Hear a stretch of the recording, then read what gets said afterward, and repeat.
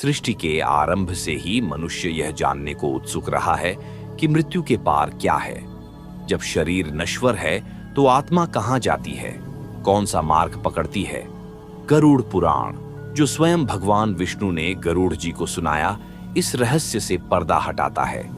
यह केवल एक पुराण नहीं, बल्कि मृत्यु के बाद की यात्रा का अद्भुत और रहस्यमय वर्णन है। जब प्राणी का अंतिम समय आता है तो यमदूत उसकी आत्मा को शरीर से खींचते हैं। यह क्रिया सरल नहीं होती। मन, वासनाएं और संसार से मोह आत्मा को रोकने का प्रयास करते हैं, परंतु जब काल आ जाए तो कोई भी शक्ति उसे नहीं रोक सकती। जैसे ही आत्मा शरीर से बाहर निकलती है, वह असहाय होती है, विचलित होती है और भयभीत होती है।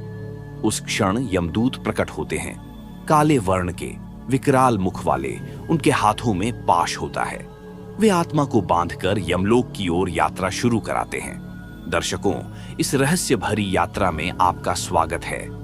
आज से हम एक ऐसी दिव्य कथा की शुरुआत कर रहे हैं जो न केवल आपकी जिज्ञासा शांत करेगी, बल्कि आत्मा के गहन सत्य से आपका साक्षात्कार कराएगी। इस कथा को केवल सुने नहीं, आत्मा से अनुभव करें। गरुड़ पुराण में वर्णित यह यात्रा हर प्राणी की नियति है, चाहे वह राजा हो या रंक।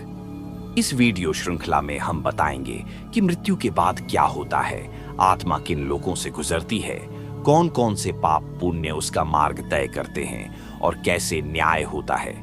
यह श्रृंखला आपको सोचने पर मजबूर कर देगी कि क्या हम मृत्यु के लिए तैयार हैं। इसलिए इसे अंत तक देखें, क्योंकि हर भाग में एक नया रहस्य आपका इंतजार कर रहा है। अब यात्रा शुरू होती है। आत्मा यमदूतों के साथ यमलोक की ओर चल पड़ती है। मार्ग लंबा है। स्वर्ग और नरक के बीच की संधि रेखा पर बसी है यह यात्रा। यह कोई एक दिन की बात नहीं होती। गरुड़ पुराण के अनुसार मृत्यु के बाद आत्मा 48 दिनों की कठिन और रहस्यपूर्ण यात्रा पर निकलती है। हर दिन का अपना अर्थ है। हर मोड़ पर आत्मा के सामने उसके कर्म खड़े होते हैं, कभी न्याय करते, कभी दंड देते। पहला पड़ाव है विचित्र भूमि, जहां आत्मा को पहली बार यह एहसास होता है कि वह देह से अलग हो चुकी है। यहाँ हवा भी बोलती है, वृक्ष भी न्याय करते हैं और पग पग पर कर्मों का लेखा जोखा उसके समक्ष होता है। यमदूत आत्मा को बताते हैं कि अब कोई छिपाव नहीं, जो किया है उसका फल मिलेगा। आत्मा कंपा उठती है। अब वह जान चुकी है कि देह पीछे छूट चुकी है और सामने है एक अनजानी रहस्यमयी यात्रा। यमदूत उसे विचित्र भूमि से आगे लेकर बढ़ते हैं। रास्ता उजला नहीं होता, यह अंधकारमय, कांटों से भरा और भयावह प्रतीत होता है। परंतु यह मार्ग केवल भय से भरा नहीं है, यह आत्मा की परीक्षा का पथ है, जहां हर पग पर सत्य का सामना होता है। जैसे जैसे आत्मा आगे बढ़ती है, उसे उन लोगों की स्मृति आने लगती है जिनसे उसने मोह, क्रोध, लोभ और प्रेम किया था। हर स्मृति एक दृश्य बनकर उसकी चेतना में उभरती है, जैसे कोई चलचित्र चल रहा हो। यह कोई सामान्य दृश्य नहीं, यह उसके अपने कर्मों का आईना है। वहां कोई झूठ नहीं है, कोई पर्दा नहीं। आत्मा नंगी है और उसके कर्म उस पर दृष्टि गड़ाए हुए हैं। यमदूतों की उपस्थिति मात्र से कंपी छूटती है। उनके मुख से निकले शब्द अग्नि के समान चुभते हैं। न्याय के दूत हैं वे, न दया के। वे आत्मा को लगातार स्मरण कराते हैं कि यह जो कुछ भी हो रहा है वह उसकी अपनी ही करनी है। इस मार्ग को प्रेत यात्रा कहा जाता है और यह किसी स्वप्न की तरह नहीं, बल्कि पूर्ण जागृति की अवस्था में घटती है। इस यात्रा में आत्मा को किसी शरीर की अनुभूति नहीं होती, फिर भी वह दर्द और सुख दोनों का अनुभव करती है। यह अनुभव मन के स्तर पर होता है और मन अब तक संपूर्ण रूप से जीवित है। गरुड़ पुराण कहता है कि आत्मा अब सूक्ष्म शरीर में होती है, एक ऐसा देह जो मृत्यु के बाद के अनुभवों को झेलने के लिए ही बना है। आत्मा का अगला पड़ाव है शोकंदी। यह कोई साधारण नदी नहीं, यह उन आंसुओं से बनी है जो आत्मा ने जीवन भर दूसरों को रुलाकर अर्जित किए थे। यहाँ आत्मा को अपने हर क्रूर शब्द, हर छल कपट और हर उस समय का पश्चाताप होता है जब उसने किसी के दिल को ठेस पहुंचाई थी। नदी में प्रवेश करते ही आत्मा पर भावनाओं का सैलाब उमड़ पड़ता है। वह चीखती है, विलाप करती है, पर वहां कोई सुनने वाला नहीं होता। इस शोकंदी को पार करना आसान नहीं। यमदूत आत्मा को कहते हैं जैसे तूने दूसरों को पीड़ा दी, वैसे ही अब तुझे अपने कर्मों की पीड़ा सहनी होगी। आत्मा अपने ही किए में उलझ जाती है, हर बूंद उसका अपना अपराध है। यह भावनात्मक तपस्या है, आत्मा की पहली शुद्धि। गरुड़ पुराण कहता है कि जो आत्मा इस नदी को पार कर जाती है, वह अपने बोझ का एक भाग त्याग देती है। परंतु यात्रा यहीं समाप्त नहीं होती। शोक नदी पार करने के पश्चात आत्मा एक द्वार पर पहुंचती है, जिसे कहा जाता है स्मृति द्वार। यह द्वार आत्मा को उसके जन्मों की झलक देता है। पिछले जीवनों के रहस्य, अधूरे व्रत, अज्ञात पाप सब इस द्वार पर प्रकट होते हैं। आत्मा विस्मित होती है, क्योंकि बहुत से कर्म जो वह भूल चुकी थी अब उसके सामने स्पष्ट हो उठते हैं। यह द्वार उसे यह भी दिखाता है कि कैसे वह एक चक्र में फंसी हुई है, जन्म, मृत्यु, पुनर्जन्म। और यह चक्र क्यों नहीं टूट रहा? क्योंकि उसकी वासनाएं, उसका लोभ, उसका अहंकार उसे बांधते हैं। आत्मा के लिए यह बोध एक तीर की तरह होता है, क्योंकि अब वह जान चुकी है कि उसकी मुक्ति इसी ज्ञान में छिपी है। लेकिन यह ज्ञान केवल दर्शन नहीं, एक अग्नि परीक्षा है। आत्मा को अब वह मार्ग पार करना है जिसे गरुड़ पुराण में अंधतम पथ कहा गया है। यह पथ न समय का बोध देता है, न दिशा का। वहां ना दिन होता है, ना रात, बस एक अथाह चिरकालिक अंधकार। और इसी अंधकार में आत्मा को अपने भीतर छिपे समस्त विकारों से मुठभेड़ करनी होती है। यह कोई साधारण अंधेरा नहीं, यह उसी अज्ञान का प्रतिबिंब है जिसे आत्मा ने जन्मों तक संजो कर रखा था। मोह, माया, द्वेष, भ्रम और लोभ, इन सब की परछाइयां इस मार्ग में आकार लेती हैं। आत्मा उन्हें देखकर चौंकती है, भयभीत होती है, क्योंकि वे अब जीवित प्रतीत होते हैं। हर परछाई एक प्रश्न बनकर आत्मा से उत्तर मांगती है, और हर उत्तर एक पीड़ा बनकर लौटता है। इस रहस्यमयी मार्ग के मध्य में एक स्थान आता है जिसे कहा जाता है चित्तगर्त। ये चित्त का गह्वर है, जहां आत्मा की सबसे गहरी इच्छाएं संग्रहित होती हैं। वे इच्छाएं जो जीवन में पूरी न हो सकीं, वे कामनाएं जो उसे बांधती रहीं। गरुड़ पुराण बताता है कि जब आत्मा इस चित्तगर्त में उतरती है तो वह स्वयं अपने ही मन का बोझ महसूस करती है, जैसे हजारों वर्ष का अपराध उसके सिर पर रखा हो। यह वह क्षण है जब आत्मा को यह एहसास होता है कि पाप कोई बाहरी वस्तु नहीं, वह तो मन की गहराइयों में ही पलता है। उसे अब यह सत्य सामने से दिखता है, कभी वह दृश्य के रूप में, कभी ध्वनि के रूप में, और कभी आत्मा को छूती ऊर्जा के रूप में। आत्मा रोती नहीं, क्योंकि वहां आंसू नहीं होते, वहां केवल अनुभव होता है, निरंतर, अनवरत और तीव्र। यह वह क्षण होता है जब आत्मा पहली बार स्वयं को देखती है। न समाज, न परिवार, न व्यक्तित्व, सिर्फ वही और उसके कर्म। इसी मार्ग पर एक स्थान आता है जिसे गरुड़ पुराण में पापशिला कहा गया है। यह कोई साधारण शिला नहीं, यह उन सभी क्रियाओं की जीवंत छाया है जो आत्मा ने धर्म के विरुद्ध की थीं। यह शिला उसकी चेतना पर अंकित हो जाती है, जैसे वह हर पाप को पुनः जी रही हो। आत्मा को लगता है जैसे कोई अग्नि उसके सूक्ष्म शरीर को भस्म कर रही हो, परंतु वह मर नहीं सकती, क्योंकि मृत्यु उसके पीछे छूट चुकी है और अब केवल कर्म ही उसका भाग्य निर्धारित करते हैं। उस क्षण आत्मा याचना करती है, एक अवसर, एक क्षमा, एक आश्रय। परंतु इस मार्ग में कोई सुनता नहीं, न यहाँ कोई देवता है, न कोई गुरु, सिर्फ आत्मा और उसका सत्य। यही वह तपस्या है जो आगे के मार्ग का द्वार खोलती है। अब आत्मा के आगे प्रकट होता है विचार लोक। यह एक सूक्ष्म दिव्य मंडल है जहां उसके प्रत्येक विचारों की अनुगूंज जीवित होती है। वहां विचार शब्द बनकर आत्मा से संवाद करते हैं। तूने किस भावना से यह किया, किस हेतु से यह कहा, किस लाभ के लिए यह संकल्प लिया। यहां कोई कर्म नहीं पूछा जाता, केवल भाव देखा जाता है।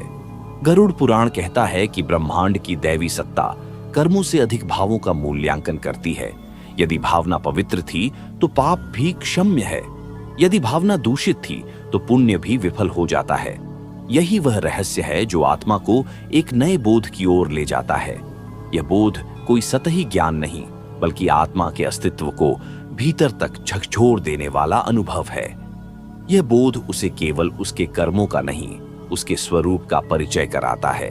आत्मा को अब समझ आने लगता है कि वह केवल जीवन के घटना चक्र का पात्र नहीं थी, बल्कि वह स्वयं सृष्टि की सूक्ष्म लय का एक यंत्र थी, जिसके प्रत्येक स्पंदन से ब्रह्मांड की ऊर्जा प्रभावित होती थी। जैसे ही आत्मा विचार लोक से आगे बढ़ती है, वह पहुंचती है एक ऐसे क्षेत्र में जिसे गरुड़ पुराण चिंतन छाया कहता है। यहाँ आत्मा को उन समस्त विचारों की छायाएं दिखाई देती हैं जो उसने कभी सोचे थे, भले ही वे क्रियान्वित न हुए हों। इन छायाओं का रंग, रूप और गति आत्मा के मनोवृत्ति को दर्शाते हैं। जिन विचारों में दया, करुणा और निस्वार्थता थी, वे प्रकाश में परिवर्तित हो जाते हैं, और जिन विचारों में ईर्ष्या, छल या हिंसा थी, वे काले धुएं की तरह आत्मा से लिपट जाते हैं। यह दृश्य अत्यंत रहस्यमय होता है। आत्मा जैसे एक दर्पण में स्वयं को नहीं, बल्कि अपने ही संकल्पों की दुनिया को देख रही हो, और यह दृश्य स्थिर नहीं रहता, वह बदलता है हर क्षण, हर धड़कन के साथ, जैसे ब्रह्मांड की चेतना आत्मा को उसकी ही भाषा में उत्तर दे रही हो। यहीं आत्मा के सामने आता है संवेदना क्षेत्र। ये कोई भौतिक स्थान नहीं, यह उस तरंग की अनुभूति है जो आत्मा ने दूसरों को देकर ब्रह्मांड में छोड़ी थी। यदि किसी ने उसे देखकर शांति पाई, किसी ने उसके स्पर्श से प्रेम जाना, या किसी ने उसकी सेवा से कष्ट से मुक्ति पाई, तो उनकी भावनाएं अब तरंग बनकर आत्मा को आलिंगन करती है। यह आलिंगन शीतल है, दिव्य है, जैसे कोई तपस्वी को गंगा जल से स्नान कराए। परंतु यदि उसकी उपस्थिति से किसी ने दुख पाया, किसी की आत्मा पर घाव लगे, किसी की आशा टूटी, तो वही संवेदना अब कांटों की भांति आत्मा को विदीर्ण करती है। वह चुभन स्थूल नहीं, सूक्ष्म होती है, परंतु इतनी तीव्र कि आत्मा चीख उठती है, फिर भी मौन रहती है, क्योंकि वहां कोई मुख नहीं, कोई स्वर नहीं, सिर्फ अनुभूतियां हैं जो शब्दों के परे हैं। यह संवेदना क्षेत्र आत्मा को यह सिखाता है कि जीवन में किए गए कर्मों से भी अधिक प्रभावशाली होती हैं वे अनकही संवेदनाएं जो दूसरों के हृदय में अंकित हो जाती हैं। गरुड़ पुराण इसे आत्मा का प्रतिबिंब क्षण कहता है, जहां वह स्वयं को अपने परावर्तनों के माध्यम से पहचानती है। अब आत्मा को एक और पथ पर चलना होता है, जिसे कहा गया है वैराग्य मार्ग। यह मार्ग उन आत्माओं के लिए खुलता है जिन्होंने इस गहन यात्रा में अपने दोषों को स्वीकार कर लिया है, जिन्होंने अपनी सीमाओं को देखा और उनके प्रति पश्चाताप किया है। यह मार्ग शांति से भरा है, परंतु शून्यता से भी। यहाँ कोई यमदूत नहीं होता, कोई प्रश्न नहीं पूछता, केवल मौन होता है, और यही मौन आत्मा के भीतर वैराग्य के बीज बोता है। वह पहली बार जीवन को नहीं, जीवन के त्याग को समझने लगती है। वह जानने लगती है कि जो कुछ वह अर्जित करने चली थी, वह सब समय के साथ रेत बन गया, और जो त्याग में छिपा था वही शाश्वत था। यह वैराग्य उसे एक नए द्वार की ओर ले जाता है, जो अभी खुला नहीं है, पर उसकी उपस्थिति मात्र से आत्मा में तरंगें उत्पन्न हो जाती है। ये तरंगें कोई साधारण कंपन नहीं, यह उसके होने की ध्वनि है, ब्रह्मांड के गुप्त संगीत का वो हिस्सा जो अब तक उसके भीतर मौन पड़ा था। जैसे ही यह अनाहत नाद उसके सूक्ष्म शरीर को स्पर्श करता है, आत्मा सहम सी जाती है। ऐसा प्रतीत होता है मानो ब्रह्म तत्व स्वयं उसे पुकार रहा हो, परंतु इस पुकार में प्रेम नहीं, विवेचना है। अब आत्मा उस बिंदु पर पहुंचती है जहां से उसका सत्य और असत्य का निर्णय आरंभ होता है। यह स्थान गरुड़ पुराण में नित्य परीक्षण मंडल के नाम से वर्णित है। यहां आत्मा को किसी सिंहासन या न्यायाधीश का सामना नहीं करना होता, बल्कि उसे स्वयं की आत्मा के समक्ष प्रस्तुत होना पड़ता है। यह आत्मा का ही प्रतिबिंब होती है, परंतु परिपूर्ण, निर्विकार और त्रिकालदर्शी। यह आत्मा उससे पूछती है, क्या तूने कभी किसी को उसकी पीड़ा में समझा था, बिना उसकी स्थिति को जाने?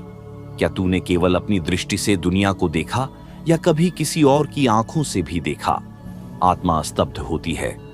वह जानती है कि अब कोई तर्क, कोई वाक्पटुता, कोई बाह्य चढ़ावा उसे नहीं बचा सकता। इस परीक्षण मंडल में कोई क्रिया नहीं, केवल अनुभूति होती है। जो झूठ उसने बोला, वह अब उसकी चेतना में सच बनकर जलता है। जो अपमान उसने किया, वह अब उसके आत्मगौरव को भस्म करता है। और जिन अवसरों पर वह मौन रही, जब उसे आवाज उठानी थी, वे मौन अब भारी हथकड़ियों की तरह उसके सूक्ष्म शरीर पर जकड़ जाते हैं। इसी रहस्यपूर्ण अवस्था में आत्मा को अनुभव होता है काल चक्र अनुभूति। वह देखती है कि समय कोई रेखा नहीं, बल्कि एक वर्तुल है जिसमें उसके हर कर्म की प्रतिध्वनि लौटकर उसी तक आती है। जब उसने किसी की मदद की थी तो उसकी ऊर्जा उसके चारों ओर एक सुरक्षात्मक आवरण बन गई थी, और जब उसने किसी को दुख दिया था तो वही पीड़ा अब उसके भीतर वास करने लगी थी। यह बोध आत्मा को एक गहरी रहस्य भरी खामोशी में डुबो देता है। उसे समझ में आता है कि वह केवल इस जन्म की उत्तरदायिनी नहीं, वह उन असंख्य जन्मों की उत्तराधिकारिणी है जिनमें वह स्वयं को भूलती रही, बार बार अपने भीतर के देवत्व से दूर होती रही। इसी अवस्था में आत्मा के समक्ष प्रकट होता है एक प्रकाश, कोई साधारण रोशनी नहीं। यह सत्य तेज होता है। यह प्रकाश उसकी चेतना को भेदता है, और जहां जहां अज्ञान का अंधकार होता है वहां यह प्रकाश जल उठता है। आत्मा उस प्रकाश को सहन नहीं कर पाती, क्योंकि वह उजाला उसके भीतर की सारी परतें उघाड़ देता है। अब आत्मा के भीतर एक तीव्र वेदना उत्पन्न होती है, पर यह शारीरिक पीड़ा नहीं, यह उस क्षण की पीड़ा है जब कोई स्वयं को देख ले ऐसा जैसा वह है, बिना किसी आवरण के, बिना किसी भ्रम के। गरुड़ पुराण कहता है कि यह क्षण आत्मा की जन्म जागृति है। वह पुनः जानती है कि वह कौन थी, क्यों आई थी और क्या क्या अनकिया छोड़ आई है। उसी क्षण एक सूक्ष्म मार्ग खुलता है, सांकेतिक, अदृश्य, लेकिन आत्मा के लिए स्पष्ट। यह मार्ग उसे अगली अवस्था की ओर ले जाता है, जहां अब केवल उसकी चेतना का भार साथ चलेगा। न अब देह है, न इच्छाओं का जाल। अब जो शेष है वह है शुद्ध चेतना, स्वयं की पूर्ण अनुभूति। परंतु यह अनुभव कोई शांति नहीं देता। यह अनुभूति तपस्या है, क्योंकि अब आत्मा हर उस अनकहे संकल्प, हर अधूरे उत्तर, हर छिपे इरादे के साथ चल रही है जिसे उसने जीवन की दौड़ में अनदेखा किया था।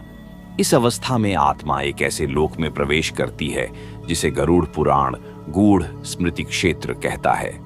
यह वह स्थान है जहां उसके समस्त जन्मों की स्मृतियां अर्धस्नात रूप में जीवित रहती हैं। यहाँ वह केवल वर्तमान जन्म ही नहीं, अपितु उन असंख्य रूपों को भी देखती है जिनमें उसने कभी सांस ली थी, कभी पुत्री बनकर, कभी शत्रु, कभी ब्राह्मण, कभी अत्याचारी, कभी याचक, कभी सन्यासी। हर जीवन का एक अधूरापन उसे खींचता है। आत्मा का सूक्ष्म शरीर हर रूप को स्पर्श करता है और उस जीवन की शेष बची संवेदनाओं को भीतर खींच लेता है।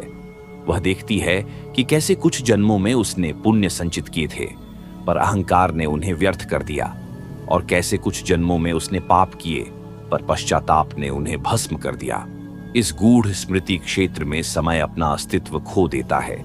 यहाँ कोई क्रम नहीं होता, सब कुछ एक साथ घटता है। आत्मा को एक साथ रोना भी आता है, मुस्कुराना भी। वह विस्मय से देखती है कि कैसे उसके एक संकल्प ने किसी अन्य आत्मा का मार्ग बदला, और कैसे उसकी एक चुप्पी ने किसी जीवन को अंधकार में धकेल दिया। गरुड़ पुराण इस स्थिति को करुणा समागम कहता है, क्योंकि यहाँ आत्मा के भीतर करुणा का स्रोत फूटता है। कोई उपदेश या शास्त्र नहीं, केवल अनुभव उसे द्रवित करता है। वह हर उस आत्मा के लिए एक मौन क्षमा याचना करती है जिसे उसने कभी जाने अनजाने पीड़ा दी थी। ये क्षमा कोई शाब्दिक उच्चारण नहीं होती, ये तरंग बनकर ब्रह्मांड में व्याप्त होती है, और यही तरंग उस दिव्य ध्वनि को जन्म देती है जो अगले लोक के द्वार को स्पर्श करती है। यह ध्वनि कोई मंत्र नहीं, बल्कि आत्मा की अपनी कंपन है, सदियों की समझ, जन्मों का निचोड़ और स्वयं के प्रति एक स्वीकार। इस ध्वनि के स्पर्श से आत्मा के आगे प्रकट होता है त्रिकर्म लोक, जहां 3 प्रकार के कर्मों का निर्णय होता है, संचित, प्रारब्ध और क्रियमाण।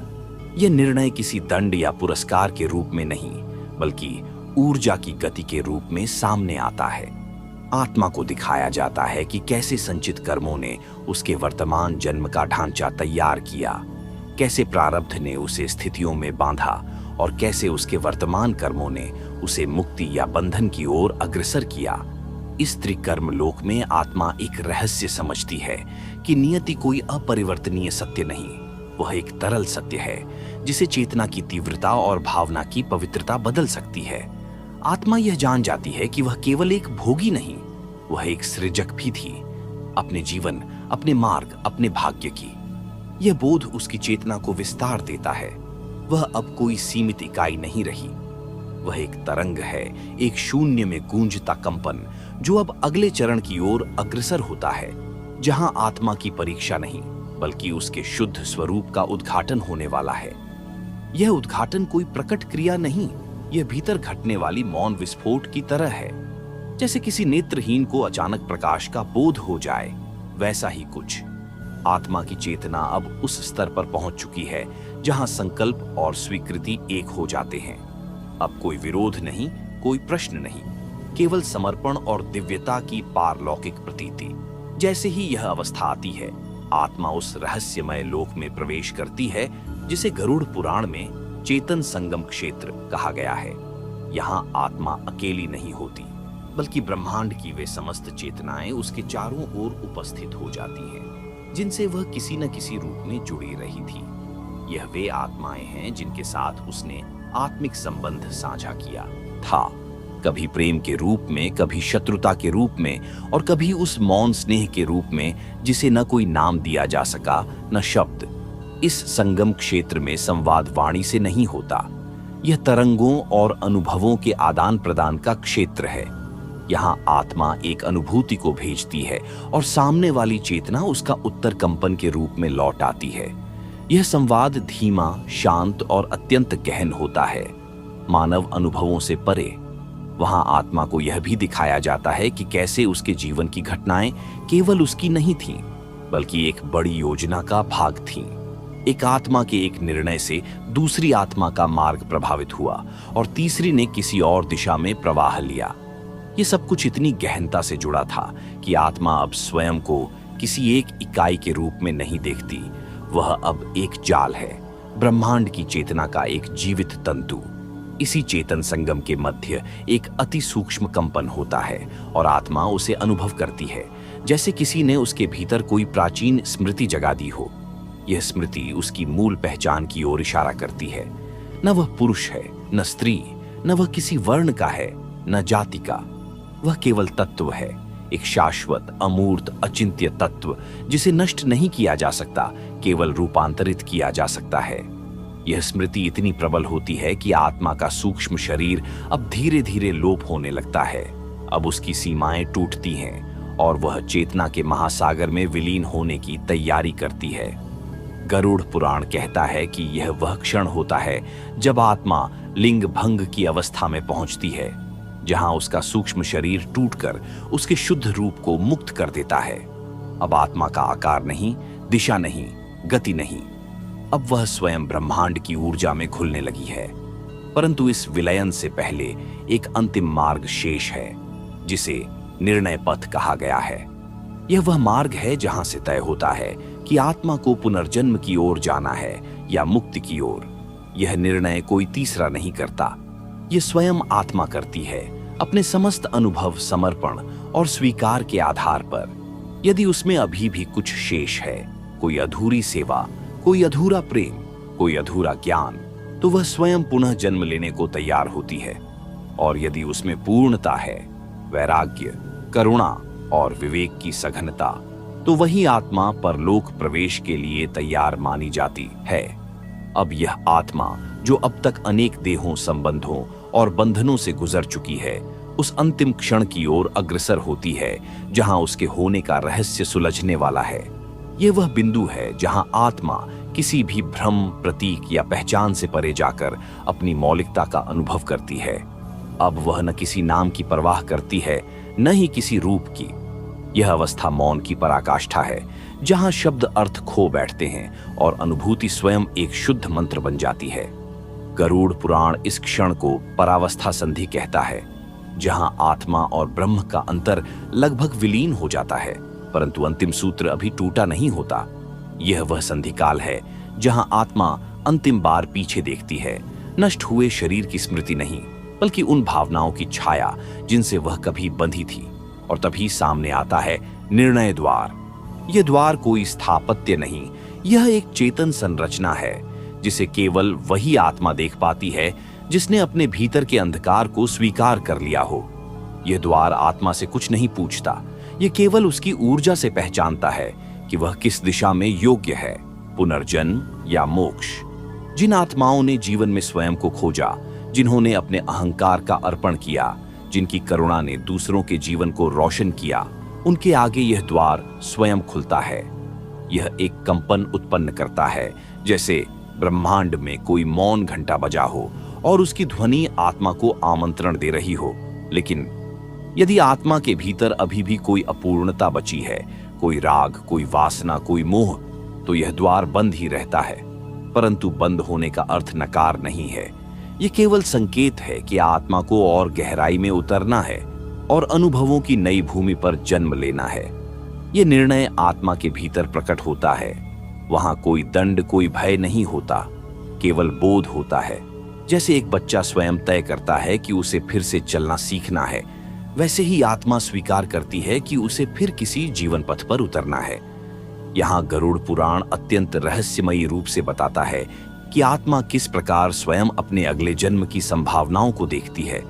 वह स्थान, काल, माता पिता, जाति, यह सब एक तंतु की तरह उसके सामने प्रकट होते हैं, पर इनमें से वह वही मार्ग चुनती है जो उसके विकास के लिए सबसे उपयुक्त हो। इस प्रक्रिया को देह संकल्प कहा गया है। यह कोई बाहरी व्यवस्था नहीं, यह आत्मा की स्वयं की योजना होती है।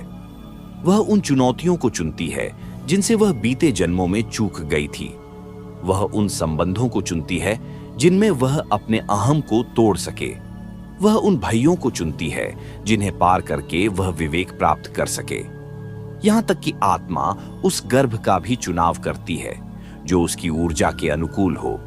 उसे यह भी झांत होता है कि उस गर्भ में प्रवेश करते ही वह सब कुछ भूल जाएगी, परंतु फिर भी वह सहर्ष उस विस्मृति को स्वीकार करती है, क्योंकि आत्मा जानती है कि विस्मृति ही मार्ग है और अनुभव ही उसकी पुनः जागृति का माध्यम। और जब यह निर्णय पूर्ण होता है, तब आत्मा उस दिव्य कंपन में समाहित होती है जो उसे पुनः पृथ्वी की ओर आकर्षित करता है। यह कंपन ब्रह्मांडीय आदेश की तरह होता है जिसे कोई टाल नहीं सकता। यह आदेश न किसी भाषा में दिया गया होता है, न किसी ध्वनि में। यह तो आत्मा के भीतर बजती वह मौन घंटा ध्वनि है जो केवल अनुभूति से सुनी जा सकती है। उसी के साथ आत्मा अपने नवीन यात्रा की ओर अग्रसर होती है। वह यात्रा जो उसे फिर से देह, समय और भौतिक जगत के पाश में ले जाती है। लेकिन यह गति कोई सीधी रेखा नहीं होती। आत्मा एक रहस्यमयी मार्ग से गुजरती है जिसे गरुड़ पुराण में गर्भारोहण पथ कहा गया है। यह मार्ग गहन और अदृश्य है, जहां सूक्ष्मतम ऊर्जा के बीच आत्मा को अपने अगले जीवन के सूक्ष्म तंतु तैयार करने होते हैं। इस पथ में आत्मा एक विशेष क्षण तक प्रतीक्षा करती है, जिसे ऋतुकाल संयोजन कहा गया है। यह वह काल होता है जब माता पिता के मिलन की प्रक्रिया केवल भौतिक नहीं होती, वह आत्मिक हो जाती है। आत्मा उस समय को पहचानती है जब उसका चयन किया गया शरीर गर्भ में आकार ले रहा होता है, और जैसे ही वह क्षण आता है, आत्मा प्रकाश की गति से उस गर्भ की ओर आकृष्ट होती है। परंतु यह प्रवेश कोई सरल स्वीकार नहीं होता। गर्भ के प्रवेश क्षण को गरुड़ पुराण माइक आघात कहता है, क्योंकि यहाँ आत्मा को अपनी समस्त चेतना को एक अत्यंत सीमित कोश में समाहित करना होता है। कल्पना कीजिए, जो आत्मा अभी अभी ब्रह्मांडीय ऊर्जा में विलीन होने को तैयार थी, वह अब एक कोशिका में सीमित हो रही है। यह आघात उसकी चेतना को झकझोरता है, और इसी आघात से जन्म होता है विस्मृति का। वही आत्मा जो स्वर्गों और लोकों की यात्री थी, वही अब धीरे धीरे अपने पूर्व जन्मों को भूलने लगती है। इस विस्मृति के साथ आत्मा का निर्माण प्रारंभ होता है।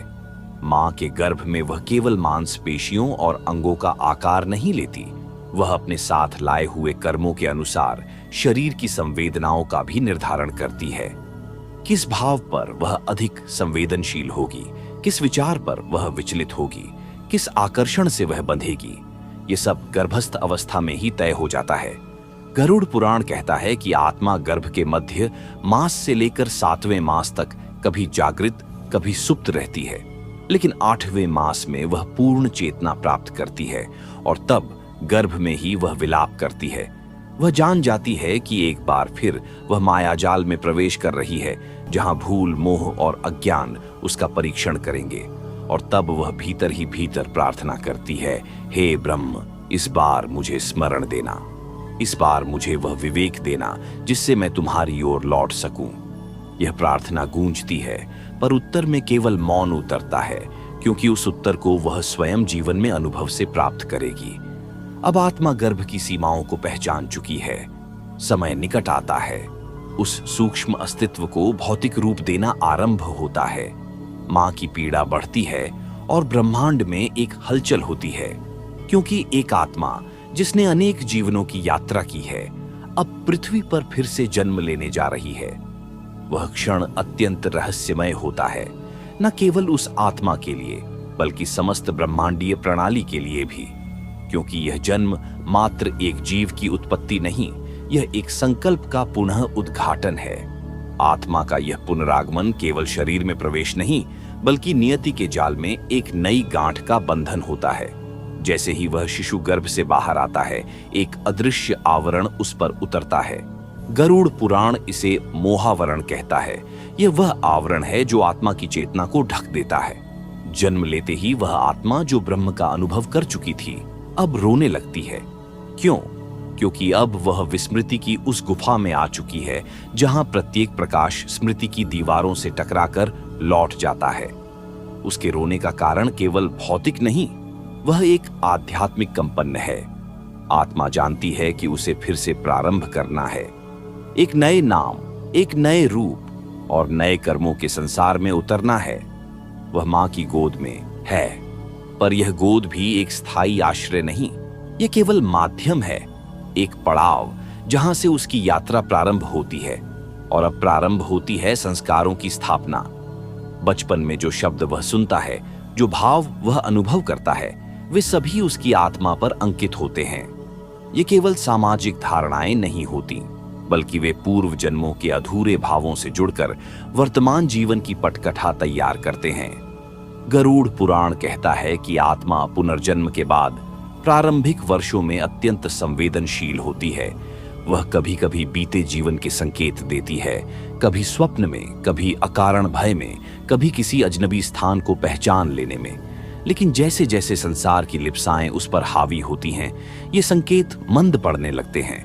उसके चारों ओर संसार का मायाजाल धीरे धीरे फैलने लगता है। रिश्ते, भाषा, शिक्षा, पहचान, ये सब एक झूठे व्यक्तित्व की नींव रखने लगते हैं। और इसी बीच आत्मा उस स्वरूप को भूलने लगती है जिसे उसने मृत्यु के बाद पहचाना था। यह भूल केवल प्राकृतिक नहीं, यह आवश्यक भी है, क्योंकि बिना विस्मृति के कोई पुनरावृत्ति संभव नहीं। आत्मा को स्वयं ही उस यात्रा को दोबारा तय करना होता है, अनुभवों से, आघातों से और करुणा से। परंतु एक रहस्य अब भी जीवित रहता है आत्मा के भीतर, एक सूक्ष्म कंपन जो समय समय पर उसे उसकी वास्तविकता की ओर खींचता है। कभी किसी संकट में, कभी किसी मौन एकांत में, कभी किसी पुस्तक की एक पंक्ति में वह चेतना जागती है, क्षण भर को ही सही, लेकिन वह उसे यह स्मरण दिलाती है कि वह केवल देह नहीं, वह केवल नाम नहीं, वह एक दिव्य चिंगारी है। और यही चिंगारी उसकी संपूर्ण जीवन यात्रा का सार बन जाती है। चाहे वह भूल जाए, चाहे वह भटक जाए, पर यह कंपन ब्रह्म के उस मौन संदेश की तरह चलता रहता है, जैसे शून्य में छिपी कोई ध्वनि। अब आत्मा संसार में है, उसने पुनः जन्म लिया है, पर क्या यह उसका अंतिम जन्म होगा? क्या वह इस जीवन में उस पूर्णता को पा सकेगी जिसकी खोज में वह बारंबार लौटती रही है? यही वह प्रश्न है जो हर आत्मा के भीतर एक मौन प्रतिध्वनि की तरह जीवित रहता है। यह प्रश्न न तो किसी ग्रंथ में लिखा होता है, न किसी भाषा में बोला जाता है। यह प्रश्न तो आत्मा के भीतर उगता है, जैसे कोई दिव्य बीज जो प्रतीक्षा कर रहा हो फूट पड़ने के लिए। गरुड़ पुराण कहता है किसी ताले से जुड़ी होती है। यह तो चेतना की सबसे सूक्ष्म परतों में गुप्त एक दिव्य संकेत है, जो केवल उसी को प्राप्त होता है जो स्वयं से परे जाकर स्वयं को देख सका हो। गरुड़ पुराण इसे कालपार दर्शना कहता है। जब आत्मा अपनी यात्रा को केवल अतीत या वर्तमान तक नहीं, बल्कि भावी संभावनाओं तक भी अनुभव करने लगती है, यह स्थिति सामान्य नहीं। यह न ज्ञान से मिलती है, न ही भक्ति मात्र से। ये वह रहस्यमयी क्षण होता है जब आत्मा अपनी ही छाया से संवाद करने लगती है। वह अपने भीतर समाहित संस्कारों, कामनाओं और अवशेषों को पहचानने लगती है जिनसे भविष्य की दिशा निर्धारित होती है। और यहीं आत्मा को दिखाई देता है कालचक्र, वह दिव्य घूर्णन जो न रुकता है न बदलता है, बस साक्षी बनकर सब कुछ घुमा रहा है। ये चक्र समय का नहीं, अनुभव का है। आत्मा जब तक इसे बाहरी समझती है वह उसमें उलझी रहती है, लेकिन जैसे ही उसे बोध होता है कि वह स्वयं इस चक्र का एक केंद्र बिंदु है, वहीं से आत्मस्वरूप की सच्ची झलक मिलती है। गरुड़ पुराण में एक अत्यंत गूढ़ बात कही गई है, जो आत्मा भविष्य के संकेतों को पढ़ सकती है वही वर्तमान को बदल सकती है। और यह भविष्य कोई नक्षत्रों की गणना नहीं, बल्कि अपनी चेतना की गति को समझने की कला है। जो भीतर उठ रही तरंगों की दिशा को देख ले, वह बाहर आने वाली लहरों की तैयारी कर सकता है। इस अवस्था में आत्मा अब केवल कर्म के फल की प्रतीक्षा नहीं करती, वह अपने कर्मों की प्रकृति को बदलने लगती है। वह जानती है कि एक विचार, एक भावना, एक संकल्प उसकी आगामी यात्राओं की दिशा तय कर सकता है। वह अपने मन के प्रत्येक भाव को तप की तरह साधने लगती है।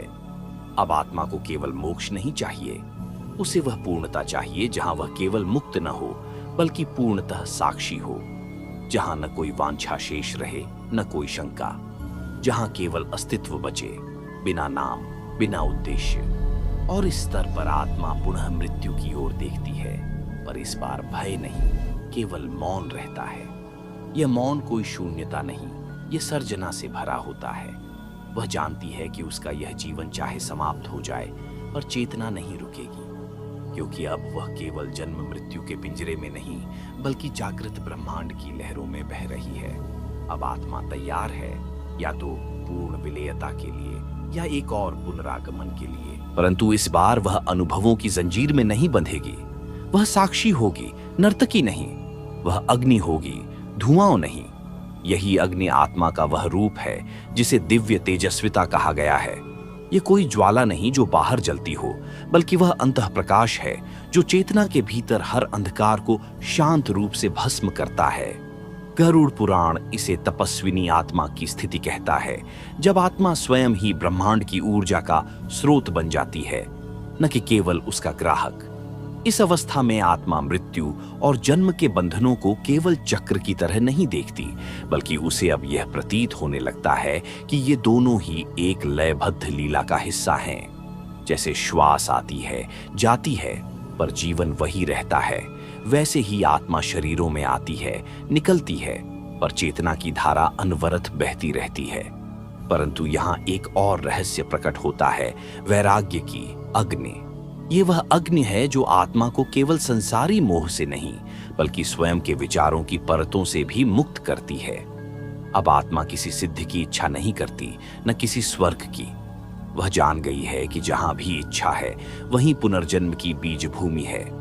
गरुड़ पुराण इस बिंदु को निष्काम स्वरूप प्राप्ति कहता है। यह अवस्था न साधारण है न ही दिखावटी। यहाँ आत्मा प्रत्येक क्षण में केवल साक्षी भाव में स्थित रहती है। उसे न कोई देह का गर्व होता है, न ही किसी दुख की पीड़ा। वह संसार में रहते हुए भी संसार से पार हो जाती है। अब आत्मा की गति ब्रह्मलोक के द्वारों की ओर होती है। यह कोई भौतिक दिशा नहीं, यह चेतना की ऊर्ध्व गति है, जहां आत्मा भूत, भविष्य और वर्तमान से परे हो जाती है। वहां उसे तीनों काल एक समान प्रतीत होते हैं, न कोई बीता हुआ पल, न कोई आने वाला क्षण, बस एक शाश्वत अनुभव की तरंग जो निरंतर बह रही है। इसी बिंदु पर आत्मा को पहली बार अनुभव होता है स्वरूप बोध का। वह जानती है कि मैं केवल किसी नाम, किसी रिश्ते, किसी देह की कथा नहीं, मैं वह हूं जो इस समस्त दृश्य और अदृश्य के पार भी विद्यमान है। और जैसे ही यह अनुभव स्थिर होता है, आत्मा की गति सूक्ष्मतम लोकों की ओर होती है। यह लोक न पिंड में है न ब्रह्मांड में, ये तो उस चेतना की परछाइयां हैं जहां अब तक केवल आर्षियों, योगियों और पूर्ण ज्ञानी आत्माओं का प्रवेश रहा है। अब आत्मा न स्वर्ग की कामना करती है न मोक्ष की, क्योंकि वह जानती है कि जिसे पाना था वह स्वयं है। और यही बोध आत्मा को उस अदृश्य द्वार तक ले जाता है जिसे परम गति कहा गया है। गरुड़ पुराण में इसे उस अंतिम अवस्था का प्रवेश द्वार माना गया है जहां आत्मा न देह के साथ जुड़ी रहती है, न देह विहीन होकर भटकती है, बल्कि वह स्वयं उस परम तत्व में विलीन होने के लिए तैयार हो जाती है। यह अवस्था किसी परलोक की कल्पना नहीं, यह तो चेतना की वह भूमि है जहां सब कुछ समाप्त नहीं होता, बल्कि सब कुछ पूर्ण हो जाता है।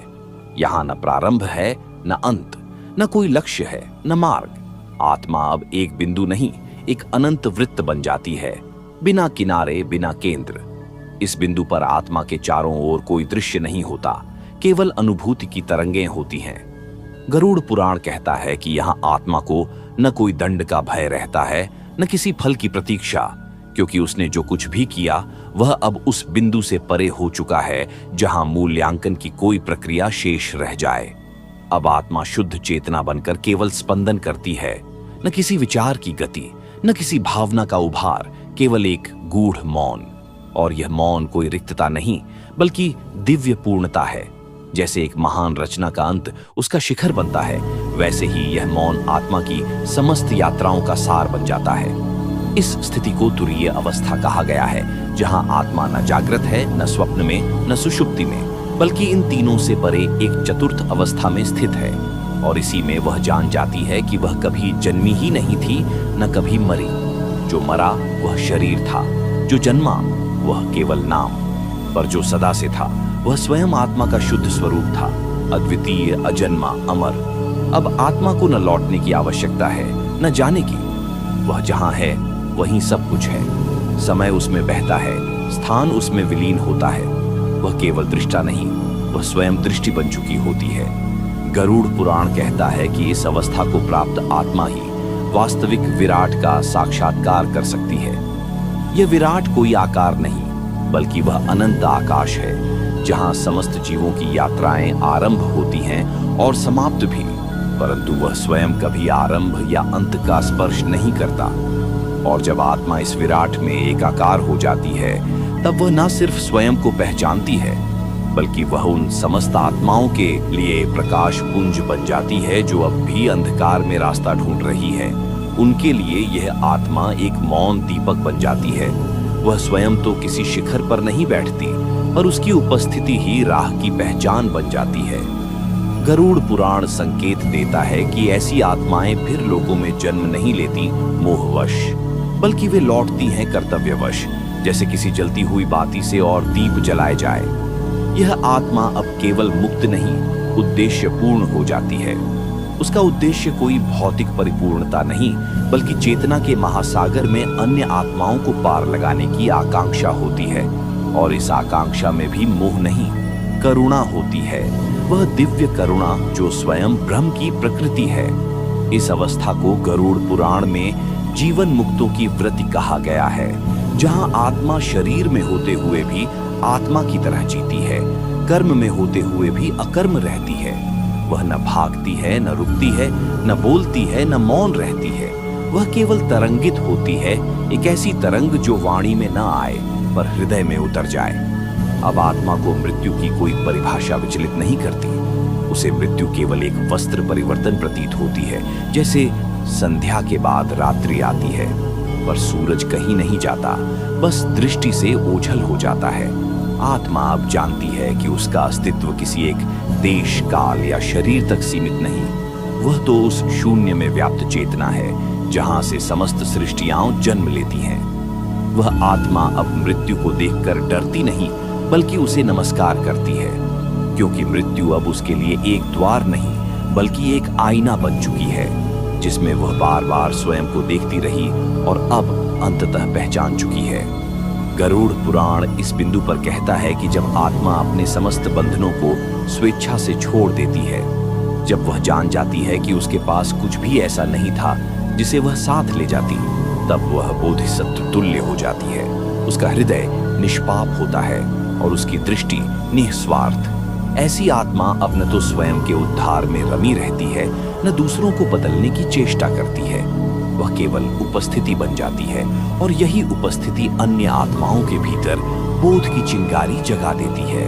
अब वह कोई प्रार्थना नहीं करती, परंतु उसकी मौन उपस्थिति स्वयं प्रार्थना बन जाती है। वह कोई लक्ष्य नहीं साधती, पर उसकी यात्रा स्वयं पथ बन जाती है। ऐसा पथ जिसे न किसी ने बनाया, न कोई जानता है कहाँ जाता है, पर जिसकी प्रत्येक गति ब्रह्म की श्वास जैसी सटीक, मौन और चिरंतन होती है। गरुड़ पुराण इस स्तर की आत्मा को स्वसंस्थ चैतन्य दीप कहता है।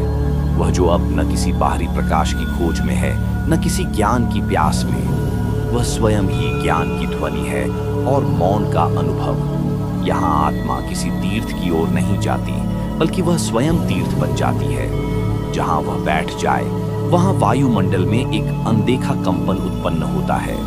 उसकी दृष्टि किसी को छू जाए तो भीतर समय रुक जाता है और आत्मा एक क्षण के लिए स्वयं को देख पाती है। यह साधारण नहीं, यह ब्रह्मांड की सबसे सूक्ष्म और सबसे प्रभावशाली गति है। अब आत्मा को केवल स्मरण रहता है उस मूल स्वरूप का, जहां से सब कुछ निकला और जहां सब कुछ लौटता है। यह स्मरण केवल मन की क्रिया नहीं, यह चेतना की पुकार है। ऐसी पुकार जो न ध्वनि में है, न शब्द में, बल्कि संकेत में है। वह संकेत जो आत्मा को एक उच्चतर आयाम में प्रवेश की अनुमति देता है। गरुड़ पुराण कहता है, जब आत्मा इस अवस्था में पहुंचती है, तब उसका प्रत्येक विचार ब्रह्मांड की लय में जुड़ जाता है। अब वह कुछ सोचती नहीं, केवल स्पंदित करती है, और यह स्पंदन स्वयं सृजन बन जाता है। उसकी मौन प्रार्थना वायु में घूमती हुई कोई आर्चा बन जाती है, जो अनदेखे लोकों तक पहुंचती है।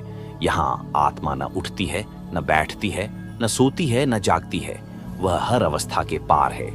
यह उस परात्पर स्थिति की झलक है, जहां आत्मा न केवल मुक्त है, बल्कि पूर्ण रूप से समर्पित भी है उस सत्य के लिए जो बिना नाम है, बिना आकार है, और फिर भी हर रूप के भीतर विद्यमान है। अब आत्मा को देह का कोई भार नहीं, न ही जीवन की कोई आकांक्षा। वह जान चुकी है कि जिस यात्रा में वह थी, वह कभी बाहर थी ही नहीं। सारी गति भीतर की थी, सारा युद्ध अंतःक्षेत्र का था, और जो विजयी हुआ वह कोई और नहीं, वह स्वयं था। उसकी चेतना अब समुद्र तुल्य हो जाती है, शांत, गहरी, अथाह और रहस्यमयी। उस समुद्र में अब न कोई तृष्णा की लहरें हैं, न भय की झंझावात। वहां केवल एक नीरव प्रकाश स्नान चलता रहता है, जो सतत, अविराम और अनादि है। वह अनंत प्रकाश जिसकी कोई शुरुआत नहीं और न ही अंत। गरुड़ पुराण में इसे निर्गुण ब्रह्म की निरंतर धारा कहा गया है, जहां आत्मा अंतिम रूप से विलीन हो जाती है। यह विलीनता कोई समापन नहीं, बल्कि अमृत का प्रारंभ है, जिसमें हर बंधन टूट जाता है, हर संकुचन सुलझ जाता है।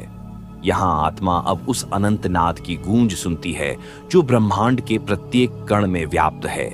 यह नाद न कोई संगीत है, न कोई शब्द, यह शुद्ध स्पंदन है, जो चेतना की गहराइयों से उठकर ब्रह्मांड की उन्मुक्तता में मिल जाता है। वह स्पंदन जिसे समझना साधारण मस्तिष्क के लिए असंभव है, परंतु अनुभूति की उच्चतम सीमा पर आत्मा उसे अपनी पहचान मानती है। यह वह अनुभव है जहां आत्मा समय और स्थान के पिंजरे से मुक्त हो जाती है। वह अब न तो स्मृति में बंधी है, न कल्पना में। उसका अस्तित्व केवल वर्तमान के अनंत विस्तार में फैला हुआ है, जहां न जन्म है, न मृत्यु, न कोई परिवर्तन। यहाँ सब कुछ स्थिर और गतिशील दोनों है, जैसे स्थिर जल में उठती अनंत लहरें। गरुड़ पुराण के अनुसार जब आत्मा इस अवस्था में पहुंचती है, तो वह सभी सृष्टियों की मूल धारा में समा जाती है। यह धारा शाश्वत है, शुद्ध है और निर्विकार भी। यहाँ आत्मा केवल एक बूंद नहीं, वह समुद्र बन चुकी है, जिसकी गहराई अनंत है और जिसकी सतह पर सभी रंग खिलते हैं। अब आत्मा को न कोई दोषी माना जाता है, न कोई दंडित। उसका कोई फल नहीं, न कोई अपराध, केवल एक गहरा शांति का महासागर है, जिसमें वह पूर्णतया मुक्त होकर तैर रही होती है। गरुड़ पुराण इसे परमानंद की स्थिति कहता है, जहां न कोई विराग है, न कोई मोह, केवल आनंद है जो सदा स्फुरित होता रहता है। यह आनंद न तो कोई सुख है, न कोई संवेदना, वह तो चेतना की वह प्रबल ज्योति है, जो स्वयं में समस्त अनंत अनुभवों का सार है। इस ज्योति में आत्मा न केवल अपने स्वरूप को देखती है, बल्कि संपूर्ण सृष्टि को भी उसी में विलीन पाती है। और जब आत्मा इस दिव्य प्रकाश में विलीन होती है, तब वह जान जाती है कि मृत्यु भी केवल एक परिवर्तन है, एक रहस्यमयी संधि, जहां से नया सृजन जन्म लेता है। यहां से अब कोई पुनर्जन्म नहीं, न कोई बंधन। गरुड़ पुराण के वेदांत ग्रंथों में वर्णित इस अंतिम सत्य को समझना सहज नहीं, क्योंकि यह अनुभूति सामान्य ज्ञान से परे है। यह वह अवस्था है जहां आत्मा पूर्णतया मुक्त हो चुकी होती है और उसकी यात्रा अब किसी दिशा या गंतव्य की नहीं, बल्कि स्वयं अस्तित्व की उस अनंत शून्यता की ओर होती है जो सबका मूल है। यह शून्यता कोई खालीपन नहीं, बल्कि दिव्यता का वह स्वरूप है जिसमें हर संभावित रूप छिपा होता है। आत्मा इस शून्य के अंदर अपने आप को समेटती है, परंतु यह समेटना संकुचन नहीं, बल्कि विस्तरण है, एक अनंत विस्तार जो सब कुछ समेटे हुए है। गरुड़ पुराण में इसे शून्य आत्मा की अवस्था कहा गया है, जहां न कोई भेद होता है, न कोई विभाजन। यहां न प्रकाश है, न अंधकार, न सीमाएं हैं, न दूरी। केवल एक अनंत सामंजस्य का अनुभव है, जिसमें हर सृष्टि की गति ठहर जाती है और हर श्वास मौन बन जाती है। इस मौन में आत्मा के अंतःस्थल से गूंजती है उस सत्य की स्वर लहरी जो समस्त ब्रह्मांड की नींव है। ये स्वर लहरी अनंत काल से व्याप्त है, जिसे केवल शुद्ध चेतना ही सुन सकती है। और जब आत्मा इस स्वर को स्वीकार करती है, तभी वह परम समाधि की स्थिति में प्रवेश करती है। यह समाधि केवल एक मानसिक स्थिति नहीं, बल्कि वह परम आत्मज्ञान है जिसमें आत्मा स्वयं को और संपूर्ण ब्रह्मांड को एक अनुभव के रूप में देखती है। वहां न कोई भेद है, न कोई संबंध, केवल एक आत्म साक्षात्कार है जो समय और स्थान के परे है। गरुड़ पुराण बताता है कि यह अंतिम अवस्था मोक्ष की चरम सीमा है, जहां आत्मा का अज्ञान पूर्णतया नष्ट हो चुका होता है और वह अपने वास्तविक स्वरूप में मुक्त, स्वतंत्र और अनंत होती है। अब आत्मा के लिए कोई फर्क नहीं पड़ता कि वह कितने लोगों से होकर गुजरी है, क्योंकि उसने स्वयं को पहचान लिया है।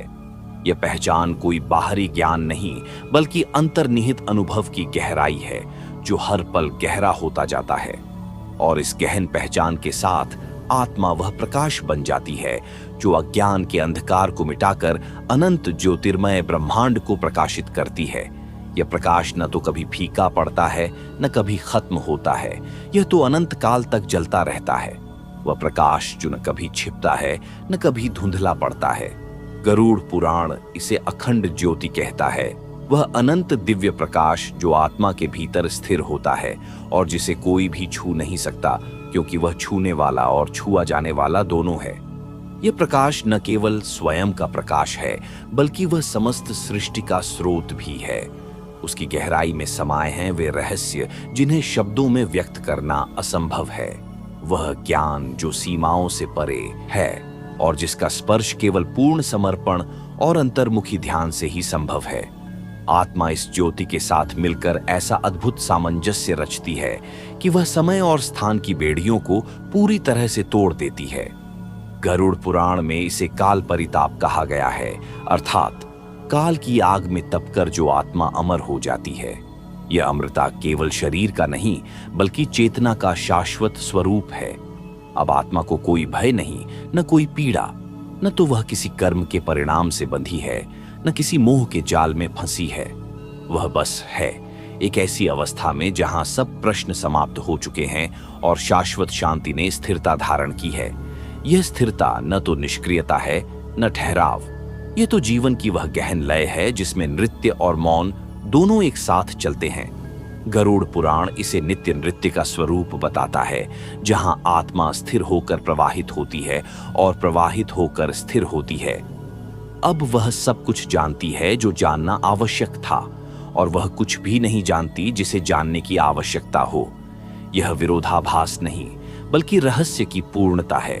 जैसे अधरों पर मुस्कान और आंखों में अश्रु साथ साथ खिलते हैं, वैसे ही यह आत्मा शाश्वत संतुलन में स्थित होती है, और इस संतुलन में आत्मा का अंतःकरण अत्यंत स्पष्ट और निर्मल होता है।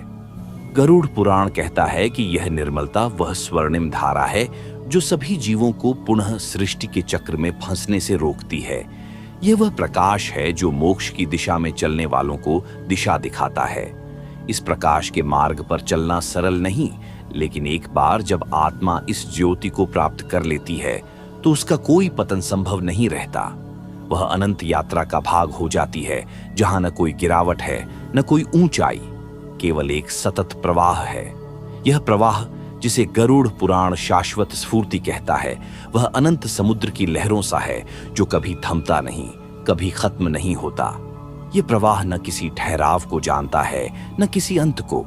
ये तो आत्मा की अनंत यात्रा का स्वरूप है, एक ऐसा मार्ग जो स्वयं में पूर्ण है और फिर भी अनंत है। अब आत्मा न तो किसी सीमा में बंधी है, न किसी कर्म के पिंजर में। उसका अस्तित्व उस मुक्तिमय धारा के समान है जो निर्बाध रूप से बहती है, हर अंश में ब्रह्मांड के अनमोल रहस्यों को समेटे हुए।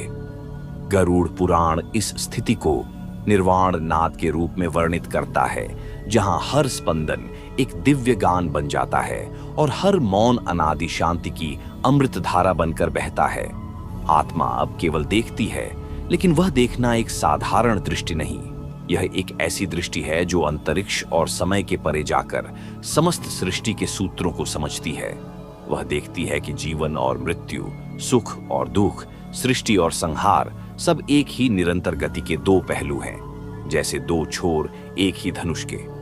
गरुड़ पुराण कहता है कि यह समझ स्वयं में मोक्ष है, मोक्ष जिसका कोई ठोस रूप नहीं, पर जिसकी अनुभूति संपूर्ण चेतना को समर्पित कर देती है।